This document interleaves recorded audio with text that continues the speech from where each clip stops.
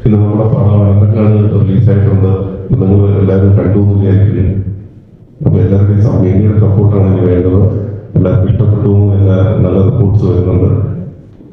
അപ്പോ അന്ന് ചോദിക്കേണ്ട എല്ലാവരും ചോദിക്കാം. ചോദിച്ചോ.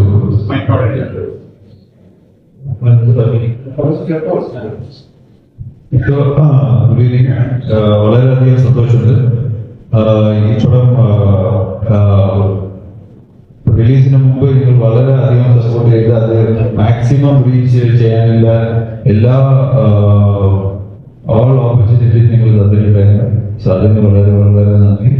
ഇപ്പോൾ ഒരു പടം റിലീസ് നല്ല ഒരു ഹൈ ഒപ്പീനിയൻ ഫിലിമായിട്ട് വാങ്ങാതിട്ടുണ്ട്. Making wise, story wise, screen play, writing wise എല്ലാ ഡിപ്പാർട്ട്മെന്റിലും ഭയങ്കരമായിട്ടുള്ള ഒരു റിപ്പോർട്ട് വന്നിട്ടുണ്ട്. So very happy.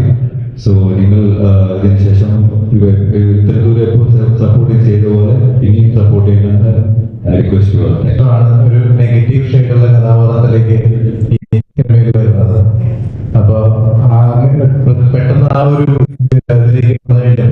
കാലത്തിന് ശേഷം പഴയ ആ ഒരു വില്ലൻ സ്വഭാവം എടുത്തു കഴിഞ്ഞപ്പോ എങ്ങനെയുണ്ടായിരുന്നു? എന്നെ സംബന്ധിച്ച് ഞാൻ ഒരിക്കലും പണ്ടും ഇന്നും എന്നും ഒരു കഥാപാത്രവും ഒരു വില്ലനായിട്ടോ അല്ലെങ്കിൽ നായകനായിട്ടോ അല്ലെങ്കിൽ കോമഡി കഥാപാത്രമായിട്ടോ കരുതാറില്ല. ഞാൻ ക്യാരക്ടർ എന്ന് വെച്ചാൽ ആ ക്യാരക്ടർ എന്താ ഇന്നാണ് സിനിമ ഫുള്ളായിട്ട് കാണുന്നത്. ഇതിനകത്ത് വർക്ക് ചെയ്തെങ്കിലും ശരിക്കും ഇതിന്റെ കഥയോട് ശരിക്കും എനിക്കറിയില്ല. ഇന്ന് കണ്ടപ്പോൾ ഒരു ഗംഭീര സിനിമയായിട്ടാണ് എനിക്ക് തോന്നിയത്. ഒരു സിനിമ കാണുമ്പോൾ ചെന്ന് പറയും നല്ല സ്ക്രിപ്റ്റാണ്, നല്ല മ്യൂസിക്കാണ്, ക്യാമറ ഗംഭീരാണ്, അങ്ങനെ ഓരോന്നിനെ പറ്റിയും പറയും. അപ്പൊ ഈ സിനിമ എനിക്ക് തോന്നിയത് നല്ലൊരു സിനിമയാണ്.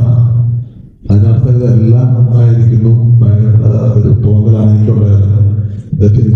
ആർട്ടിസ്റ്റ് എല്ലാവരും ഇന്ത്യൻസൊക്കെ അത്ഭുതപ്പെടുത്തുന്ന നടനാണ് മലയാളത്തിൽ. മലയാളത്തിലല്ല, ഇന്ത്യൻ സിനിമയുടെ തന്നെ.